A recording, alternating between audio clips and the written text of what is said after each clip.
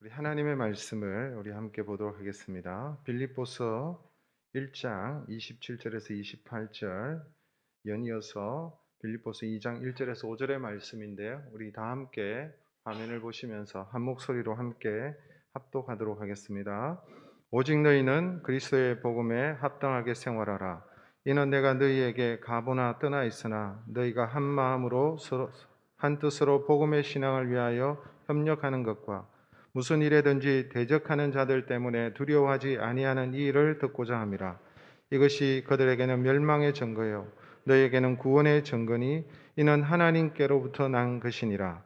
그러므로 그리스도 안에 무슨 권면이나 사랑의 무슨 위로나 성령의 무슨 교제나 긍휼이나 자비가 있거든 마음을 같이하여 같은 사랑을 가지고 뜻을 합하여 한 마음을 품어 아무 일에든지 다툼이나 허영으로 하지 말고 오직 겸손한 마음으로 각각 자기보다 남을 낮게 여기고 각각 자기 일을 돌볼 뿐더러 또한 각각 다른 사람의 일을 돌보아 나의 기쁨을 충만하게 하라. 너희 안에 이 마음을 품으라. 곧 그리스도 예수의 마음이니. 아멘. 네, 오늘은 우리 인도네시아에서 귀하게 선교하시는 우리 성경덕 선교사님께서 또 지금 라마단 기간, 이슬람은 라마단 금식하는 기간이 있죠. 그때는 사역이 어렵기 때문에 한국에 나오셔서 지금 저희 교회 선교관에 묵고 계신데 나오셔서 오늘 이 자리에 또 말씀을 청해서 우리가 말씀을 듣게 되었습니다. 성경덕 선교사님은 여러분들이 아시는 대로 기아대책본부 기아대책을 통해서 파송을 받으셔서 인도네시아에 선교하시는데 목회를 하시다가 나이 60에 선교사로 헌신하셔서 인도네시아어를 배우시고 그 나이에 인도네시아어로 설교도 하시죠. 정말 대단하신 분이시고요.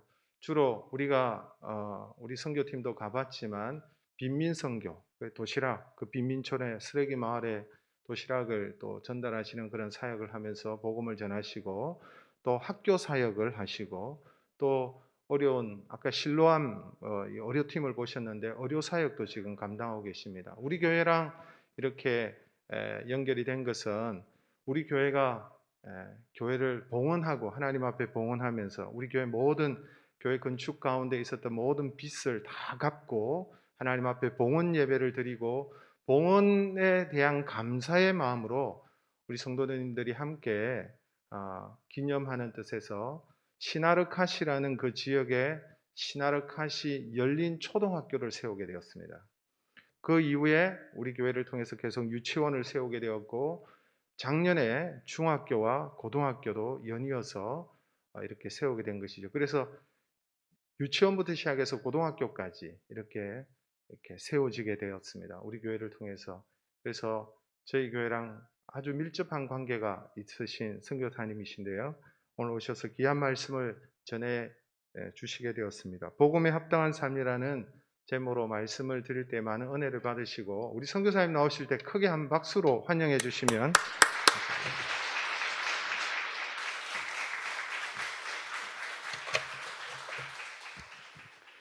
잠깐 기도하겠습니다. 하나님, 이 시간 하나님께서 저에게 주신 귀한 은혜를 하나님 함께 우리 판교 열린 하늘문교회 성도님과 함께 나누기를 원합니다. 성령 하나님께서 직접 함께 해주셔서 하나님이 기뻐하시는 메시지가 될 수 있도록 도와주시옵소서. 사람은 감추시고 하나님만 드러나게 하옵소서. 예수님의 이름으로 기도하옵나이다. 아멘. 본문 1장 27절, 28절 말씀을 근거로 하여 질문을 드림으로 말씀을 시작할까 합니다.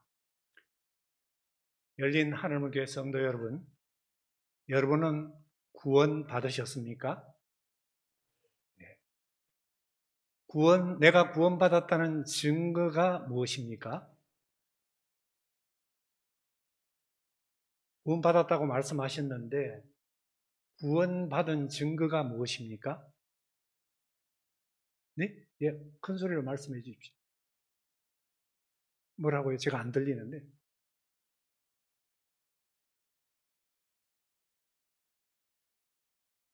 성령님, 예수님이 제 안에 내려와 계십니다. 그걸 좀 보여주시거나 어떤 걸 어렵죠, 그죠? 근데 질문할 때는 늘 성경에 근거해서 질문하기 때문에 성경에 답이 나옵니다. 1장 27절, 28절 성경 말씀 좀 띄워주세요. 다시 한번 읽어보겠습니다. 한 목소리로 합독하겠습니다. 시작. 오직 너희는 그리스도의 복음에 합당하게 생활하라. 이는 내가 너희에게 가보나 떠나 있으나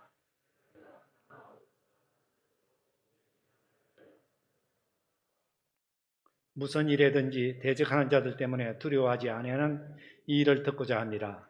이것이 그들에게는 멸망의 증거요 너희에게는 구원의 증거니 이는 하나님께로부터 난 것이라. 자, 대답해 주시죠. 내가 구원받았다는 증거 무엇이죠? 예, 복음에 합당하게 생활한다. 조금 부담이 되는 말씀이죠, 그죠? 내가 예수 그리스도의 십자가 복음에 합당하게 살고 있는가? 복음에 합당하게 산다는 것이 본문 말씀에 보면 조금 설명이 나옵니다.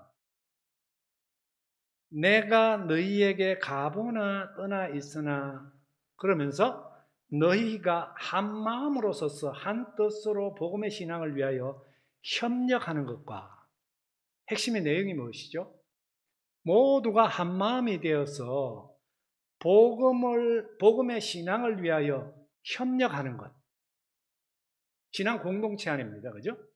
그리고 무슨 일에든지 대적하는 자들 때문에 두려워하지 아니하는 이 일을 바울은 감옥 속에서 듣기를 원한다. 그걸 듣고 내가 기뻐하기를 원한다. 여러분, 구원받았다는 증거는 복음을 위하여 서로 협력하는 것입니다.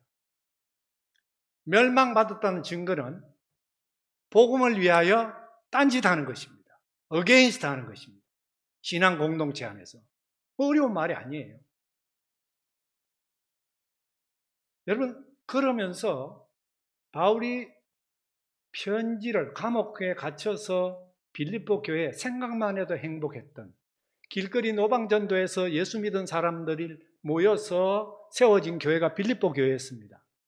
그 교회가 아름답게 성장해요. 판교 열린 하늘교회처럼 아름답게 자라가고 아름다운 소식이 많았습니다. 그런데 그 가운데 신앙 공동체 안에 감옥에 있는데 들려오는 또 바울의 마음을 아프게 하는 소식이 있었습니다. 그것이 뭔가 하니까 여기에 대적하는 자들이라고 표현합니다. 신앙 공동체 안에서 대적하는 자들이 있다는 거예요. 여러분, 교회는요, 교회는 이렇게 믿는 자들과 믿지 않는 자들, 심지어 어게인스트 하는 하나님 나라와 상관없는 사람들이 같이 존재하는 거예요. 이 세상 교회는. 그 교회 안에 그런 사람들이 있었는데 특별히 봉사를 많이 하고 헌신을 하면서 열심히 봉사하고 섬기는 사람 가운데 유권사님과 순권사님이 계셨어요. 빌립보 교회 안에. 우리 빌립보 4장 2절 한번 보겠습니다.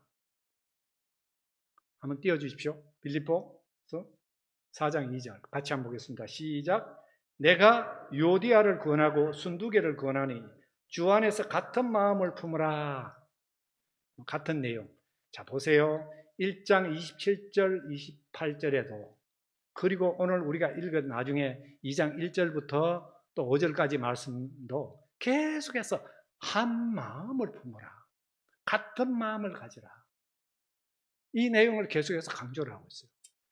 그 아름답게 자라가는 신앙 공동체 안에 유권사님, 내가 권사라고 이름 붙이는 거 용서하십시오. 유오디아와 순두개라는 아주 열심을 내는 두 분이 계셨습니다. 그런데 감옥에서 들려오는 소식에 빌립보 교회 편지를 보내면은 이 편지를 아마 유권사를 위해서 아마 바울이 이 말을 썼을 거야. 아니면은 속으로 김 집사 때문에 아마 바울이 이런 편지를 쓰는 것 같아. 이렇게 생각할 것 같으니까 구체적으로 두 여인의 이름을 편지의 마지막에 가서 유두개야, 순두개야, 둘이 같은 마음을 품고 주의 복음을 위하여 서로 합당하게 살으라. 이렇게 편지의 마무리를 하고 있습니다. 여러분 빌립보 서신을 쓴 바울의 이유가 1장, 2장 쭉 한번 쭉 끝까지 한번 읽어보십시오. 오늘 집에 돌아가시거든 1장부터 마지막까지 쭉 한번 읽어보세요. 핵심 내용이 이거예요. 다르게 표현하면 어떤 마음을 가지라? 예수 그리스도의 마음이에요. 우리 2장 1절 말씀 다시 한번 읽어봐요. 공동 번역입니다. 예, 같이 한번 한 목소리 읽어봅니다. 시작. 여러분은 그리스도를 믿음으로써 힘을 얻습니까? 그리스도의 사랑에서 위안을 받습니까? 성령의 감화로 서로 사귀는 일이 있습니까? 서로 애정을 나누며 동정하고 있습니까? 이게 무슨 말씀입니까? 너희가 구원받았다면은 이러한 은혜를 누리면서 살고 있느냐는 것입니다. 여러분 다시 한번 물어봅니다. 여러분 예수 그리스도를 믿음으로 힘을 얻고 살아가고 계십니까? 아멘이죠? 또 그리스도의 사랑에서 주님이 나를 위하여 십자가 못 박혀 죽으신 그 십자가 사랑으로 말미암아 내가 큰 위로와 힘을 얻고 있습니까? 아멘이죠? 성령의 감화로 서로 사귀는, 내가 별로 친하고 싶지 아니하지만 그러나 성령 안에서 예수님이 십자가에 죽으심으로 말미암아 내가 구원받았다는 이 사실 때문에 성령의 감화, 감동으로 내가 안 만나고 싶은 사람도 만나면서 사랑하고 살고 계십니까? 아멘 소리가 적어요. 내가 예수 믿는 것 때문에 누군가를 위하여 작년 연말에 여러분들이 성탄한급 드린 것 큰 금액을 저에게 보내주셔서 여러분 보셨지요? 마스크를 쓰고 쌀을 나누고 도시락을 나누고 의료용품을 나누고 바이러스 때문에 마스크를 아무리 끼라 그래도 매주 마스크를 나눕니다. 2,400장. 도시락 나눌 때마다 마스크를 10장씩 포장을 해서 나누니까 안 끼는 거예요. 팔아버려 그거를. 워낙에 어려운 사람들이니까 팔아요. 그래서 매장 열어가지고 포장을 열어가지고 한 장씩 도시락 위에 한 장씩 두 장씩 얹어가 끼라고 우리 유치원 원장이 막 외치는 거예요. 여러분들이 그런 성탄헌금을 이렇게 하나님 앞에 드리는 마음이 내가 받은 구원의 은혜 때문에 하나님께 갚아드리고 싶은 것 아니겠어요? 그것이 그렇게 전달되는 거예요. 그렇다면 이 말을 정리를 해보면 여러분 구원 받으셨습니까? 질문으로 한마디로 요약할 수 있는 구원받은 사람들이라면 이러한 은혜를 누린다. 이 은혜를 누린다면 어떻게 살아가요? 다시 한번 보겠습니다. 2절에서 4절 말씀 좀 띄워주세요. 같이 합독합니다. 시작.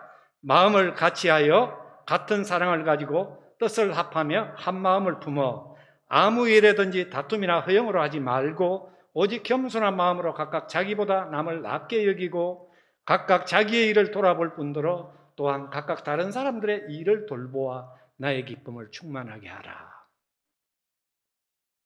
바울의 마음을 기쁘게 할 뿐만 아니라 우리 예수님의 마음, 하나님의 마음을 기쁘게 해드리려면 어떻게 해야 된다고요? 신앙 공동체 안에서 한 마음 한 뜻이 돼요. 비록 내가 만나고 싶지 않지만 안 만나고 싶고 심지어 어떤 교인들은 제일 쉽게 결정하는 거예요. 내가 저 인간을 안 보려고 교회를 옮겨 보따리 사들고 가요. 제일 어리석은 사람이에요. 여러분 신앙의 수준이란 건요. 하나님께서 나에게 주시는 그 어려움을 어떻게 극복하고 뛰어넘느냐. 뛰어넘으면 신앙이 그만큼 성숙하는 거예요. 그 다음에 똑같은 신앙이 오면 쉽게 뛰어넘어요. 그렇게 해서 신앙이 점점 자라가야 되는데 교회 안에 관계에 어려움이 있다. 가정 안에 관계에 어려움이 있다. 그렇게 해서 쉽게 헤어져 버리고 이혼을 해버리고 요즘 너무 많죠. 그죠? 그래서 재혼하면은 어때요? 못 뛰어넘어요. 그런 사람. 이혼했던 사람 또 해요. 그 신앙의 성숙이라는 것은 어려움이 왔을 때 그것을 힘들지만 예수님이 나에게 베푸신 그 은혜 때문에 오늘 2장 1절에서 한다면 그걸 거뜬히 뛰어넘을 때 그때 신앙의 성숙함이 있는 거예요. 여기 보면 마음이라는 표현이 여러 가지 나옵니다. 2절에 보면 마음을 같이하여. 자, 같은 사랑을 가지고, 이 말이 표현은 다르지만 같은 말이죠. 그죠? 마음을 같이하여 같은 사랑을 가지고 또 뜻을 합하며 한 마음을 품어. 짧은 한 구절 성경 말씀에 여러분 서로 마음을 같이 하라는 이 표현을 4번이나 반복했어요. 이게 고대 중건동 지방의 이 문학의 특성이에요. 성경을 보세요. 강조하고 싶으면 반복해서 말합니다. 신약이든 구약이든 시편 110편은 성경의 가장 긴 장, 성경 말씀, 율법의 말씀이 얼마나 중요하면, 얼마나 강조를 하고 싶으면은 여러분 시편 110편 한번 찾아보세요. 1절부터 몇 절까지 있죠? 185절인가 그렇죠? 제일 길어요. 그게 뭘 강조하고 싶을 때. 바울도 지금 그렇게 강조하고 있는 거예요. 같은 마음을 품어라. 그리고 아무 일에나 다툼이나 허영으로 하지 말고, 다툼과 허영, 여러분 내 자신을, 다른 사람들의 입장을 고려하지 않고 내 자신의 영적인 유익이나 또는 물질적인 이득을 취하고자 하면은 거기에 갈등이나 다툼이 생기는 거예요. 허영을 부리는 사람들도 사실은 다른 사람들은 무시한 채 자기 자신만을 뭔가 어떻게 하려는 사람. 이는 가족 관계에 있어도 마찬가지고 신앙 공동체와 마찬가지예요. 하지 말고 어떻게 하라고요? 오직 겸손한 마음으로 각각 자기보다 남을 낮게 여기고, 다른 사람을 볼 때 저 사람이 나보다 못하다가 아니고 저 사람이 나보다 낫다. 쳐다보면서 한번 해보십시다. 옆에 앉아있는 집사님을 보니, 따라서 해봅시다. 집사님을 보니 예수님처럼 보입니다. 아멘입니까? 그렇게 생각하라는 거예요. 그리고 또 뭐죠? 4절에 각각 자기의 일을 돌아볼 뿐더러 내 일만 열심히 하는 게 아니고, 사실 제가 이 본문을 묵상하면서 참 하나님 앞에 회개를 많이 했어요. 제가 목회하면서 아이들, 와이프 너무 못 챙겼어요. 재정적으로도 어려웠지만 초등학교에서 고등학교 졸업할 때까지 2 자녀를 다 학원에 한번, 영수 학원에 한번 등록 못 시키고 아이들 대학 들어갔어요. 제대로 됐겠어요. 그 막내가 지금 이제서 늦은 나이에 판교 열린 하늘문교회가 장학금을 주셔서 현지 대학에 이제 6월달, 7월달 졸업 심사, 논문 심사 끝나면 졸업을 해요.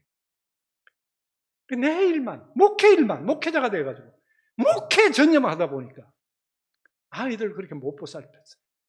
그러나 교회든 가정이든 구원받은 사람이라면 내 목회일 뿐만 아니라 교인들을 보살피고 교인들이 이를 돌아보고, 제가 여기 와서 어느 집사님 사업장에 오라 그래서 갔더니만 약속이 잘못돼가 퇴근을 해버렸어요. 4시에 퇴근했다. 4시 15분에 도착했는데 4시에 퇴근하고 없었어요. 그래가지고 커피를 하나 드리려고 그 집사님께, 그 4층에 올라가시면은 어머님이 계십니다. 어머님께 맡겨주세요. 그래서 어머님을 만나봐요. 내 목회할 때 나오셨던 분이기 때문에 어머님도 알거든요. 가니까 반가워가지고 펄쩍펄쩍 뛰고, 만나는데 그냥 눈물을 줄줄 흘리고 집에 들어갔는데 바이러스 때문에 교회도 못 가고 자식도 자주 안 찾아오고 외로워가지고 반가워서 그냥 우는 겁니다. 기도를 하는데도 계속 울어요. 얼마나 외로운지.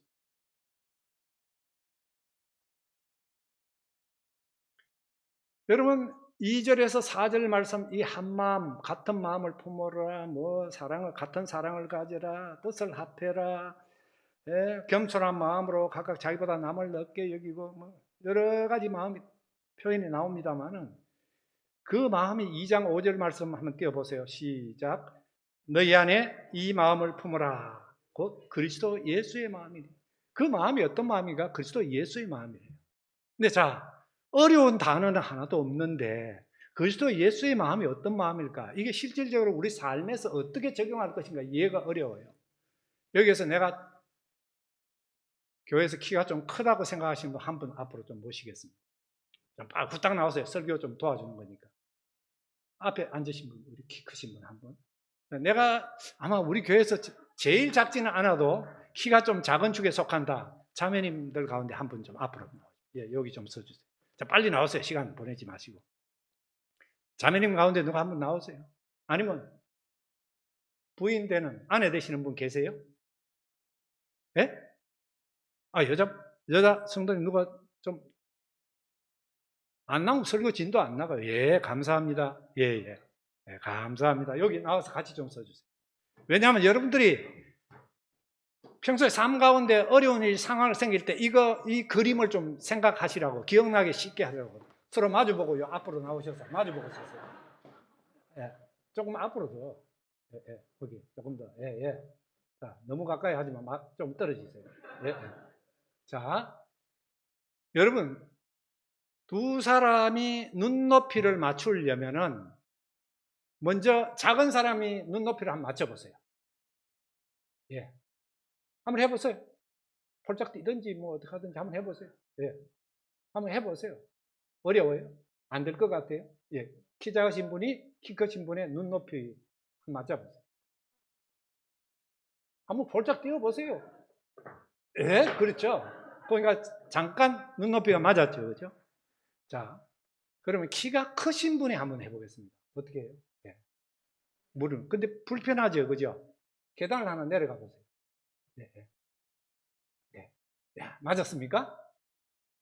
눈높이가 맞았습니까? 같은 마음을 가진다는 게 이런 거예요. 예수 그리스도의 마음을 가진다는 게 이런 거예요. 높은 자리, 멸망의 자리. 여러분, 아담과 하와가 하나님처럼 이렇게 돼 있었는데 하나님처럼 되고 싶어서 예? 올라가니까 멸망의 자리. 오늘 저 본문에 대적하는 자들이 멸망의 자리라고 그랬죠. 멸망하는 사람들이 자리에 갑니다. 성경에 보면요, 이 눈높이를, 예, 감사합니다. 들어가십시오. 예, 예, 예, 감사합니다. 여러분, 이 눈높이를 맞추는 건요, 키가 큰 사람이 낮은 자리로 내려가면은 쉽게 눈높이를 맞출 수 있어요. 그래서 교회 안에 많은 분들이 신앙생활 오래 하신 분들이 내가 장로임네, 내가 권사네, 저게 처음 와서 이제 갓돌아 교회 들어와가지고 옛날에 나도 저렇게 열심을 내야지. 왜 초신자들 은혜 받으면 열심을 내잖아요. 그때 뒤에서 감사주고 격려해주고 이렇게 해야 되는데, 야, 나도 옛날에 집사 시절에, 안수 집사 시절에 열심히 봉사해서, 그리고 장로 되는 순간, 어제 제가 여기 원고 출력 받으려고 교회 오니까 어느 장로님 한 분, 우리 장로님 한 분이 오셔서 청소를 하고 계시더라고요. 1층 구석구석이. 내가 깜짝 놀랐어요. 여러분, 장로 직분이라는 건 그런 거예요. 판교 열린 하나님 교회가 참 내가 그 한 단면이지만은 장로로 임직 받으시고 오래 심호하신 분인데 나와서 그걸 빗자루 들고 구석구석이 다 돌아다니면서 청소하고 계시다는 거예요. 그게 교회 모습, 이 공동체 모습이에요. 오래 믿고 성숙하신 분이 섬기는 곳이 교회인 거예요. 얼마나 감사한지. 여러분, 다시 2장 1절 말씀, 아까 봤던 말씀 다시 한번 띄워주십시오. 자, 보십시다.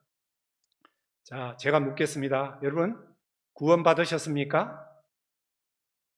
그 증거가 무엇이죠? 네, 복음에 합당한 삶. 복음에 합당한 삶이 무엇이었죠?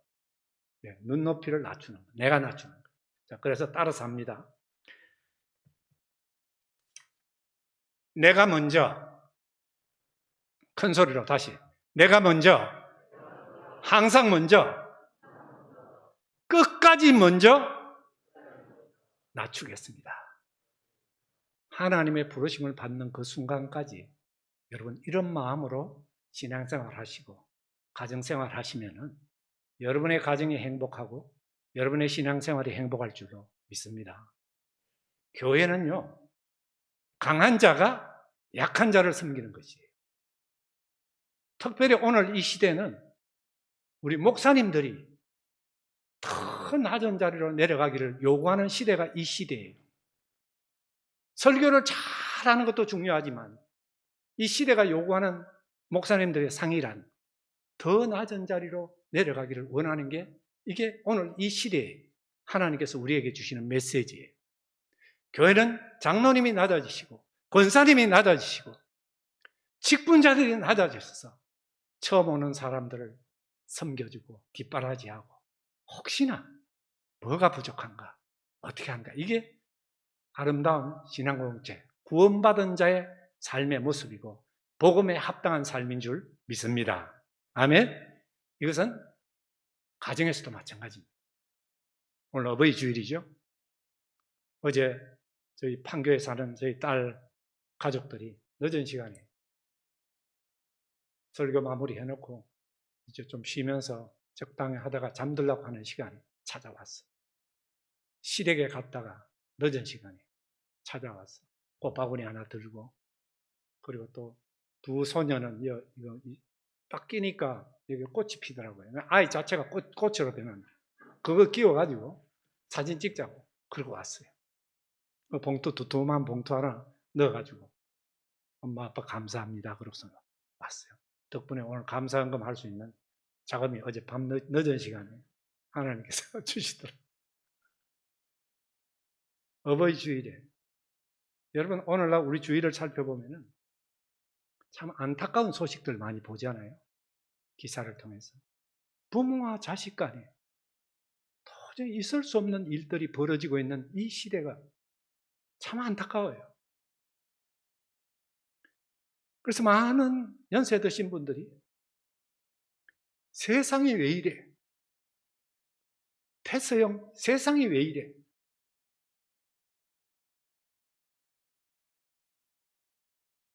이해가 가지 않는 거예요. 자녀들 바라봐도 내가 키운 내가 낳고 내가 낳은 자녀들인데도 저 자식들, 저 인간 이해가 되지 않아요. 그래서 그게 심해지면 부모와 자식 간에 의가 갈라지고 돈 문제 때문에 의가 갈라져서 교회를 다니면서도 이혼한 사람들은 너무나 많고 부모와 자식 간에 같은 교회를 다니지 않고 이게 우리의 현실이에요. 이유가 무엇일까요? 혹시 우리 자녀들 때문에 내가 낳은 자식 때문에 우리 자식과 내 사이가 이렇게 됐다고 생각하시는 부모님들이 이 자리에 안 계십니까? 많은 목사님들이 오늘 효도에 대해서 메시지를 전하실 것입니다. 그러나 저는 오늘 도전을 드리고 싶습니다. 우리 부모님들에게, 엄마, 아버지들에게 혹시 부모, 자식 간에 우리 가정이 이렇게 어렵게 된 것이 부모의 눈높이가 너무 높아서 그렇게 된 것은 아닙니까? 먼저 된 자가 당연히 낮추고 아직 철이 들지 않는 자식을 위해서 아직 세상을 경험하지 못한 자식을 위해서 부모가 눈높이를 낮추고 그들을 섬기고 그들을 포용해야 되는데 아직 뛰어도 눈높이를 맞출 수 없는 그 자식들 눈높이를 맞추기를 요구하는 우리 부모들 다는 아니겠습니다만 혹시 가정 안에 이런 생각 때문에 어려움을 겪고 계시지 않으십니까? 제가요 수년 전에 제가 선교지에 나가서 초기인데 나갔다 와서 송파구에 있는 요양병원이 큰 건물 2개를 병원으로 요양병원을 하고 있는 병원에 가서 수요예배 설교를 한 적이 있습니다. 남서울 교회 여자 성도 중찬단에 와서 한 10수명이 와서 특송을 하고 그리고 제가 설교를 했는데 예배당이 이렇게 생긴 게 아니고 길쭉하게 상가다 보니까 길쭉하게 가운데 2줄 정도 있는데 입원 환자들 어르신들이 한 100명 가까이가 나와서 예배를 함께 드렸습니다. 그리고 침대에서 일어서지 못하는 내려오지 못하는 분들은 침상에 누워서 TV를 바라보면서 또 한 170, 80명 전체가 170, 80명이 되는데요. 그래서 전체 한 200명 가까이 되는 사람들이 예배를 드렸는데 그날 제가 설교를 예수님의 십자가 연세 많으신 분 돌아가시는 분들이 많다 그래서 구원의 확신과를 질문해보고 또 예수 그리스도의 십자가 복음의 메시지를 전하면서 제 삶 가운데 그 용서가 되지 않았던 사람을 용서한 간증을 한 적이 있어요. 제 바로 친형이었는데 형님과 저 사이에 서울 장안에서 둘이서 같이 살면서 재정 문제 때문에 오해가 생겨가지고 1년이 넘도록 서로 왕래를 하지 않았어요. 전화도 하지 않고. 4살 차이 형님인데 저는 반포에 살았고 형님은 대방동에 살고 지금까지 대방동에 살고 계신데 새벽마다 교회 가서 기도하고 전도 폭발 훈련 인도하고 제자 훈련 받고 열심히 봉사를 했습니다. 그런데 새벽에 기도하다가 누구누구 위해서 기도하고 누구누구 위해서 복음 전도하다가 기도 다 하다가 형님 생각이 딱 나면 그날 기도 스톱. 그리고 집으로 돌아갔어요. 근데 그런 생활을 1년 가까이 했어요. 형님 생각만 하면 잠이 안 와요. 그렇게 해서 집에 와인을 사다 놓고 와인을 한 잔 해야 잠을 들 수가 있었어요. 불면증도. 누구를 용서하고 회복이 되지 않으면요. 손해보는 사람은 그 용서하지 않는 그 사람이 손해를 봐요. 그래서 새벽에 어느 날 기도하는데 형님 기도가 되는 거예요. 눈물을 흘리면서 하나님 앞에 회개의 기도를 하고 그날 저녁에 형님 집에 찾아갔어요.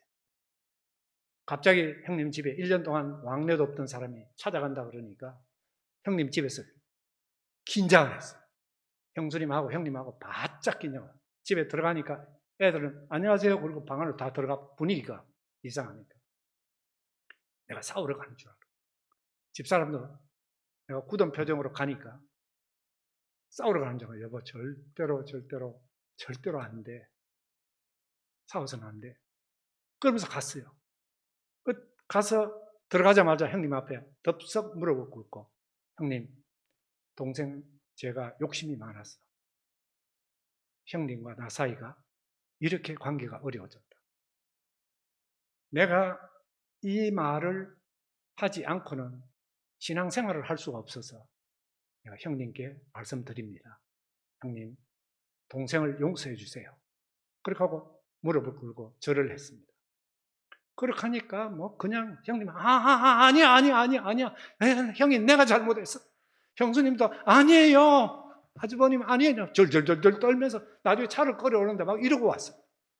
차를 갖다 놨는데 차를 마시려고 그러니까 차를 마시면 내 가슴 속에 여기까지 올라오는 말 아니야!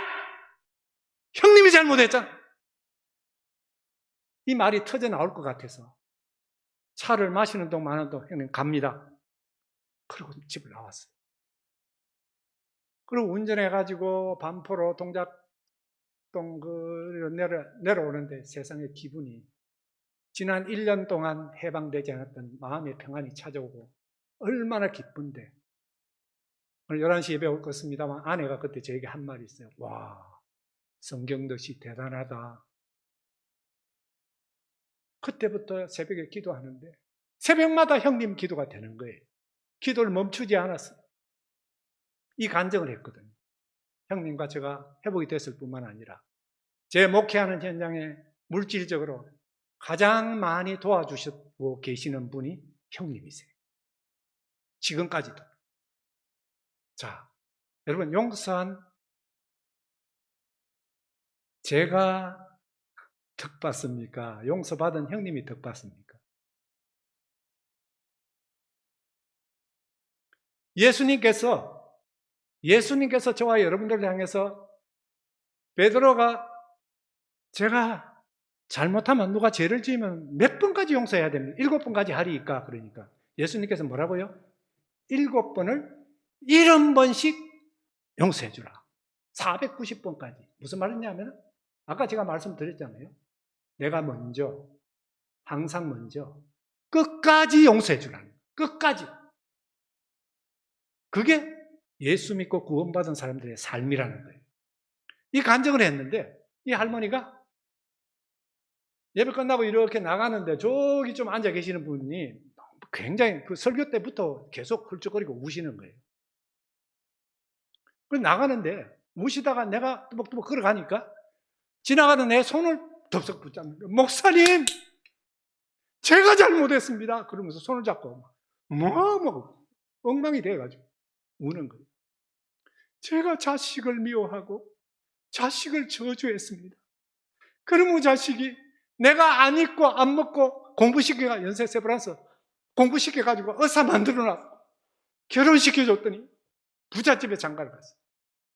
처갓집에서 병원 개원을 시켜줬어요.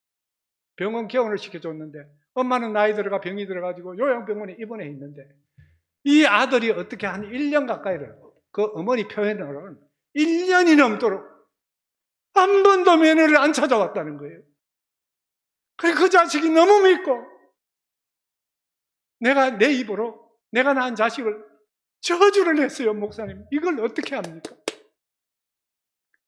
그 이야기를 듣고서는 전화기 주세요. 그래서 전화기 없대요. 그 옆에 계신 박 목사님 전화기를 빌려가지고 아들에게 전화 좀 하세요. 전화를 했어요. 전화에다가 제 아무개 목사입니다.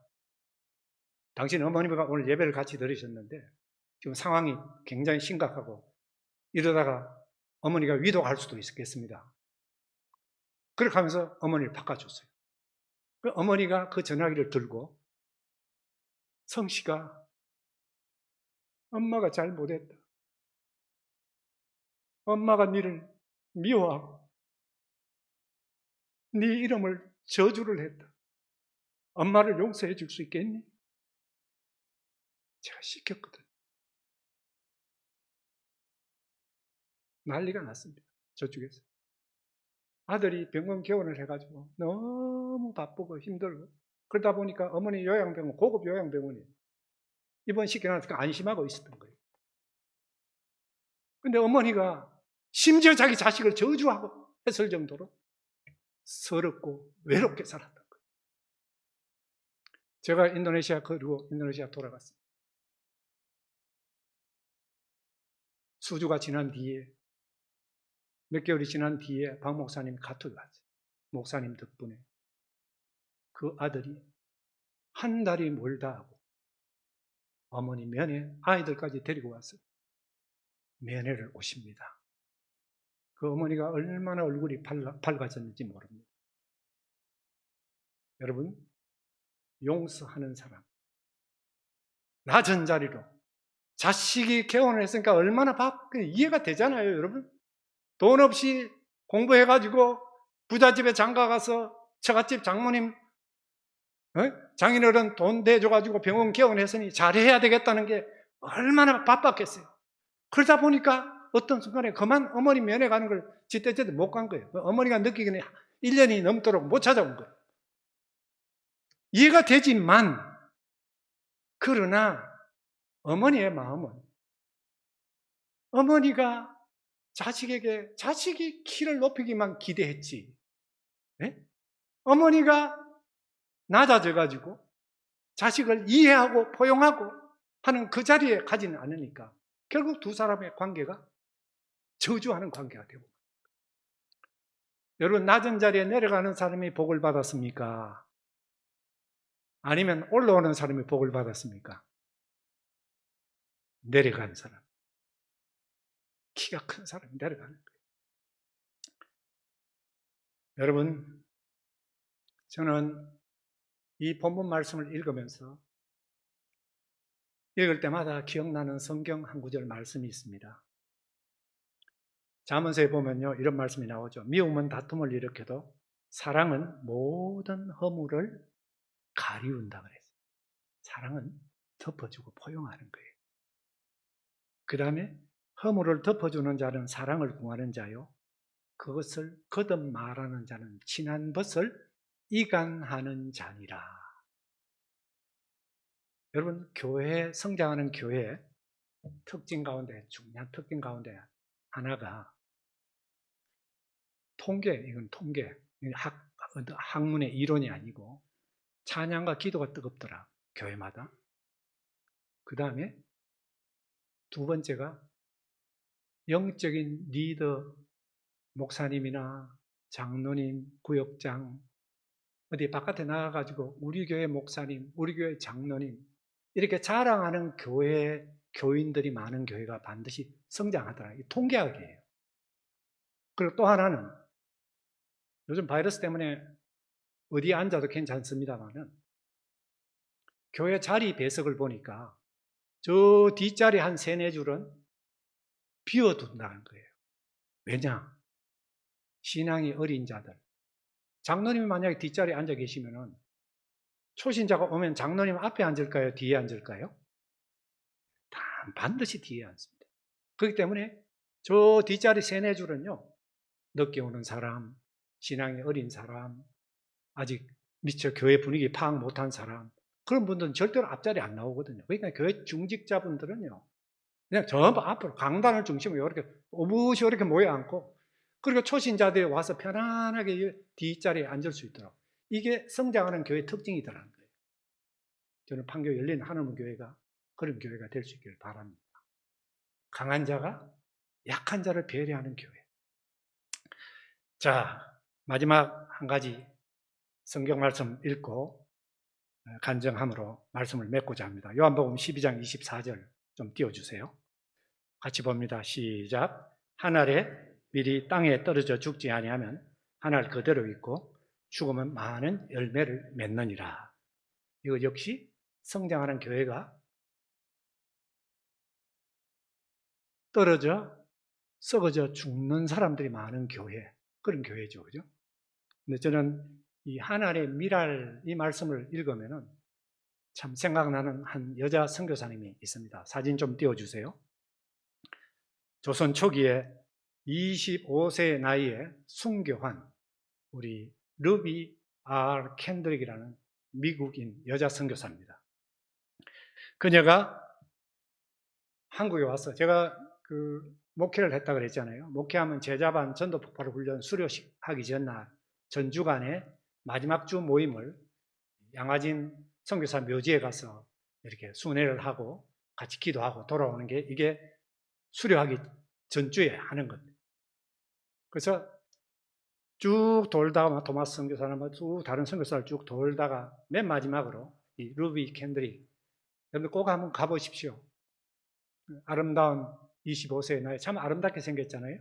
25세의 나이에 장티푸스 걸려가 한국에 도착 8개월 만에 소천하셨어요. 근데 본인이 장티푸스 걸려가지고 내가 이러다가 죽는 거라. 왜냐? 장티푸스 걸리면 많이 죽잖아요. 제가 있는 나라는 티푸스가 너무 많아요. 약이 잘 개발돼서 쉽게 치료를 받지만 그 당시만 해도 조선 초기에 무슨 약이 있었겠어요. 걸리면 죽는 거예요. 그러니까 내가 이러다가 죽겠구나. 그렇게 해서 한국 도착 8개월 만에 그만 저 아름다운 나이에 세상을 떠났습니다. 병중에 있으면서 어머니 아버지께 편지를 썼습니다. 우리 같이 한번 보겠습니다. 여러분 나중에 핸드폰에다가 루비 캔드릭, 한글로 루비 캔드릭 찍으면은 요 비문이 나옵니다. 비문과 함께 편지 내용이 나오는데 같이 한번 읽어보겠습니다. 이곳 조선 땅은 참으로 아름다운 곳입니다. 모두들 아름다운 하나님을 닮은 사람 같습니다. 선한 마음과 복음에 대한 열정으로 보아 아마 몇십 년이 지나면 이곳 예수님의 사랑이 넘치는 곳이 될 것 같습니다. 저는 복음을 듣기 위해 20km를 맨발로 걸어오는 어린 아이들을 보았을 때 그들 안에 있는 하나님의 사랑 때문에 오히려 위로를 받습니다. 그러나 한편에서는 탄압이 점점 심해지고 있습니다. 그저께는 예수님을 영접한 지 일주일도 안 된 서너 명이 끌려가 순교를 당했고 토마스 선교사와 제임스 선교사도 순교했습니다. 선교 본부에서는 철수하라는 지시가 있었지만 대부분의 선교사들은 그들이 전도한 조선인들과 함께 아직도 숨어서 예배를 드리고 있습니다. 그들은 모두 순교를 당할 작정인가 봅니다. 오늘 밤에는 유난히도 고향으로 돌아가고 싶습니다. 외국인을 죽이고 기독교를 증오한다는 소문 때문에 부두에서 저를 끝까지 말리셨던 어머니의 얼굴이 자꾸만 제 눈앞에 아른거립니다. 아버지, 어머니, 어쩌면 이 편지가 마지막일 수도 있습니다. 제가 이곳에 오기 전 뒤뜰에 심었던 한 알의 씨앗으로 인해 이제 내년이면 온 동네가 꽃으로 가득하겠지요. 그리고 또 다른 씨앗을 만들어 조선 땅에는 많은 꽃들이 피고 그들도 여러 나라에서 씨앗이 될 것입니다. 저는 이 땅에 저의 심장을 묻겠습니다. 바로 이것은 제가 조선을 향해 가지는 열정이 아니라 하나님께서 조선을 향해 가지신 열정이요 하나님의 마음이라는 것을 알았기 때문입니다. 어머니, 아버지 사랑합니다. 주 안에서 사랑하는 성도 여러분, 우리가 하나님에 썩어진 이런 분들의 순교로 말미암아 예수 그리스도의 복음을 들었고 구원을 받았습니다. 그런 우리가 용서 못할 사람이 누가 있을까요? 용납하고 받아들이지 못할 사람이 누가 있을까요? 우리가 사랑하지 못할 사람이 도대체 누가 있을까요? 사랑하는 성도 여러분, 새벽 기도, 금식 기도, 철야 기도를 하면서도 얼마든지 높은 자리에 올라갈 수가 있습니다. 헌금과 봉사를 많이 하면서도 우리의 눈은 얼마든지 높은 자리, 멸망의 자리에 올라갈 수가 있습니다. 신앙생활하면서 언제 어떤 자리에 선다 할지라도 하나님처럼 되고자 하는 눈이 높은 자리에는 올라가지 마시길 부탁드립니다. 그것이 멸망의 자리이기 때문입니다. 항상 저와 여러분의 눈높이를 낮추는 자리에 서서 서로 용서하고 용납하고 포용하며 복된 삶을 살아가는 저와 여러분들이 다 되시기를 주의 이름으로 축복합니다. 그것이 복음에 합당한 삶이요, 그것이 예수 그리스도의 마음을 품고 살아가는 사람들이기 때문입니다. 구원의 감격으로 말미암아 가슴속에 솟아오르는 감사와 기쁨, 행복이 넘치는 복된 성도들이 다 될 수 있기를 주의 이름으로 축복합니다.